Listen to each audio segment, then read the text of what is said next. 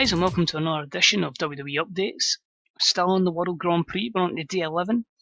It is the 6th fixture in Block A. We're getting close to the nitty gritty.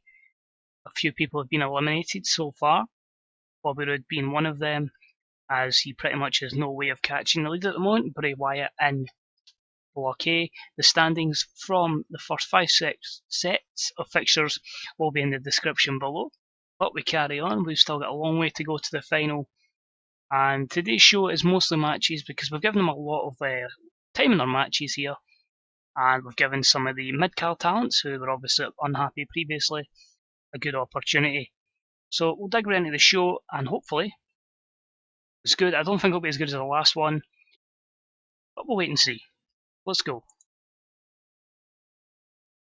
So we start the show with our 2 main events in the ring.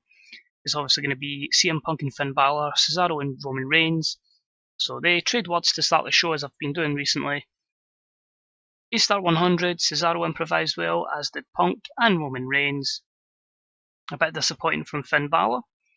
But it got the show off to a strong start, it got the crowd hotter, and disappointingly Finn Balor's the only person that struggled, but Punk came across well, and it continues the G1 Survival storyline from the Raw brand. So, a couple of negatives there, but in A-Star 100, you can't beat that.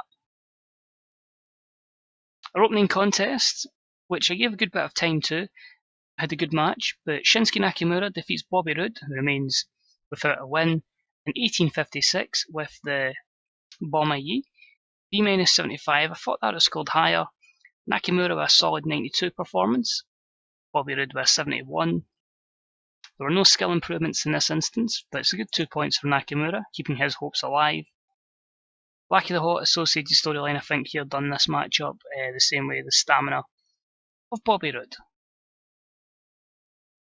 Next up, we gave some of our other women's wrestlers a chance, and it was about they had terrible wrestling and non-existent crowd heat. We saw the Chickbusters, AJ Lee and Caitlyn, defeat the team of Taya Valkyrie and Liv Morgan in 9/11 when AJ Lee defeated Taya by submission. This was a C-54, so not great, but again we have to build the women wrestlers up. Caitlyn gets a 42 to the 55 from AJ Lee, 43 for Liv Morgan, and a 47 for Taya. There were no skill improvements in this instance. There's going to be quite a few negatives here. Again, the women holding back, which is disappointing. But in a decent match after this, a superb match actually, with Sami Zayn defeat Alberto Del Rio in 13:04 with a hell of a kick. B-82, pretty good. Alberto Del Rio was off his game and his injury slowed him down. That's a shame. But great chemistry between these two. Got the crowd buzzing. Sami Zayn with a 100 performance, so that's great to see. And Del Rio with 68. So this could have been amazing if Del Rio was on his game, not slowed by injury, but I'm still happy with this. No skill improvements, unfortunately, but a good 2 points for Sami Zayn, and all your negatives there for Alberto Del Rio and the cap for the short match length. Next up, we give some of our other tag teams a chance, and in about they had some decent wrestling but didn't have much heat. It was ECW's The Revival, defeating Red Dragon, The Fire of Flight, and DMG in 9:47 when Dash Wilder defeated Chris Sabin by pinfall with a full Nelson Slam. This was a C+66. Unfortunately, Scott Dawson was off his game. Bobby Fish and Kyle O'Reilly both with 64 performances, a 70 for Tyson Kidd, 63 for Neville, 63 for Dash Wilder, disappointing 56 for Scott Dawson, Sabin with 74, and Shelley with 68. Improvements, quite a few. Performance skills were increased for Tyson Kidd, Bobby Fish and Scott Dawson. Bobby Fish also improving technical skills, while Kyle O'Reilly improving rumble skills. So positive there, a good opportunity for them. A few negatives there for inconsistencies and just the way it was booked by DMG taking the pinfall. Next up, we gave some more talent an opportunity to keep them happy again, and in a decent matchup, it was the team of Dolph Ziggler, Derek Carter, Gallows and Anderson, and Big Mike, defeating Zack Sabre Jr., Rey Mysterio, R-Truth, John Morrison, and Manny Andrade in 11:12 or 11:21 when Dolph Ziggler defeated R-Truth with a zigzag. So a B-76 here, just giving these guys a chance to keep them happy. Machine Gun's got a gimmick that's getting stale. Andrade with a 64. Morrison with a 66. A 53 for R-Truth. A 69 for Mysterio. A 73 for Zack Sabre Jr. 59 performance for Michael Elgin. 75 for Anderson. 70 for Gallows. 77 for Derek Carter. And then 82 for Dolph Ziggler. Improvements: John Morrison in technical and performance, and Machine Gun Carl Anderson for performance skills. A few negatives here as to be expected, low morale being the case here, a lot of inconsistencies. But that's why they're mid-carders and upper mid-carders. It's really just a case of getting the older guys down and bringing the younger guys up the card and developing their skill set. Next up, we've got Shane McMahon hosting a segment between The Miz and Bray Wyatt. These two collide next. Really just two guys with good promo skills. Saying what they're going to say. Bray Wyatt says he's going to win this, he's unbeaten, and The Miz is really just trying to back his case. So an A93 here. Shane McMahon performed poorly, and Bray Wyatt came across well, and the angle got the crowd even hotter. No skill improvements, but overall, pretty good segment. The match itself was unbelievable apparently, but Bray Wyatt defeats The Miz in 14-19 with a standing senton splash. The reason for the B-76, clearly because of the lack of storyline and two heels. But Bray Wyatt with a 100, The Miz with a 94. If this was babyface versus heel, this could have been incredible. And if it had a storyline behind it. But it is what it is. This is why we're testing these things out in the WWE Grand Prix. And Bray Wyatt has a gimmick that's getting stale. There were no skill improvements in this instance. And of course, the few negatives there, stamina as well for Bray Wyatt, which is disappointing when it's 14 minutes. Next up, we've got Big E, a promo on Dean Ambrose as they're about to collide. In a big matchup. I think it's 4v4. So B79, obviously a lot of faith in Big E after the good rating against Seth. So he gets this opportunity to shine. And a matchup not as good as the last time, but a B plus 84 nonetheless. And about that had some great wrestling and good heat. The team of Big E, Togi Makabe, Rusev and Kevin Owens defeated Apollo Crews, Dean Ambrose, Seth Rollins and Kofi Kingston in 1807 when Rusev defeated Kofi with the accolade. Kofi was not suited to his gimmick. Togi Makabe was slowed down by injury.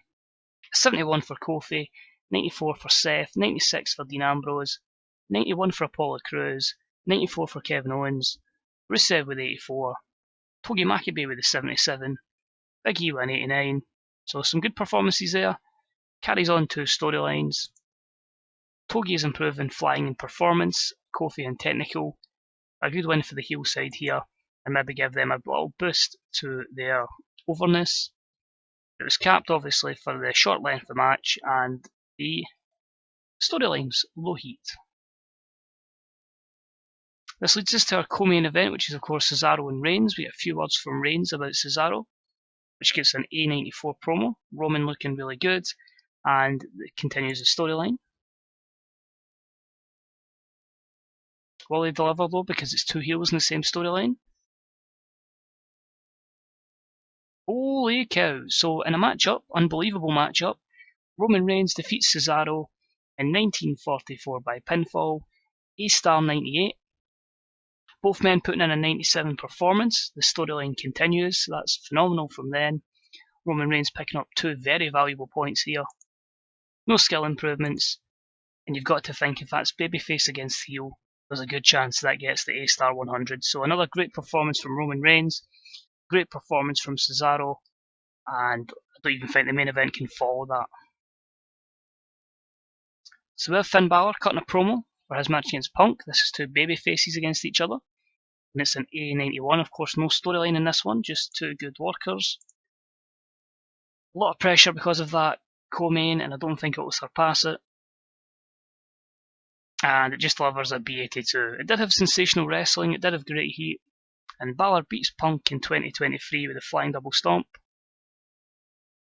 As I say, unfortunately, too many negatives, and that's the reason why it'll be a B82. great chemistry between them means there could be a storyline there in the future. If one turns heel, Punk win 98, Balor turns in a 100 performance, so a lot of guys are really performing on this stage now. No skill improvements to speak of, and your negatives here. Punk's declining physical ability. That means that we're pushed down the card for Punk soon. Two of them being baby faces and the lack of storyline. But hopefully we should still get a good rating because of the co-main. So here we go, moment of truth time. And it's still a B8 plus 86, and I think that show goes to about a 90-92 if Roman Reigns versus Cesaro is the main event. But still, pleased with it. Balor picks up a vital 2 points. Reigns has got a vital 2 points, so they're both keeping a bit of momentum up. Bray Wyatt's still unbeaten. Will anyone beat Bray Wyatt? And of course, Bobby Roode is eliminated. And probably I think that might be Del Rio on as well. Of course, there is only, I believe, 6 matches to face, so there is only going to be 6 points left to play for. Is that right? Yep, I believe there is only 6 points to play for in Block A. So it's going to be interesting how it affects it, and I think straight away there's 2 people you praise here. Roman Reigns, Cesaro, absolutely just phenomenal. So pleased for Roman Reigns. Cesaro's pleased with me as well. As I say, a great performance from them, which certainly shocked me, and while we have already everything there, it just shows that latching on to Cesaro should help even when he get over. So anything here that really affects us, Jay Briscoe might sign with Ring of Honor. You look at that, CM Punk needs a break, and the show was getting fantastic reviews, that's cool. Chris Hero is signing. I'm going to give him something, I don't know what, but he'll get a small push for a year. So he'll sign in a week's time. Jervis Cottonbelly will give you that 75% pay rise. So Del Rio's suffering with the schedule. Of course, they get a few days off now until Sunday. Nakamura, likewise. Liv needs some victories. We did get a 45.54 on TV, so not a good rating. So maybe the last one was down because it was in Australia. But everything's fine, and Michael Elgin has not got a fan in Roman Reigns.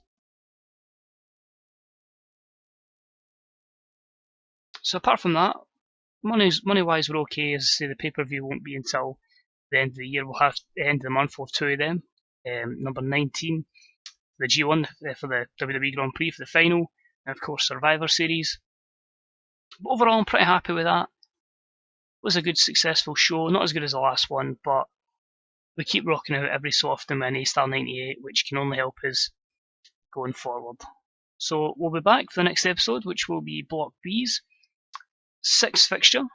As I say, they've still got 8 points to play for. Of course, you've got Dean Ambrose, Seth Rollins, and John Cena all going for that top spot, and it is getting to the pressure situation. So guys, thanks as always for watching. If you enjoyed it, any comments, likes, subscriptions are always appreciated.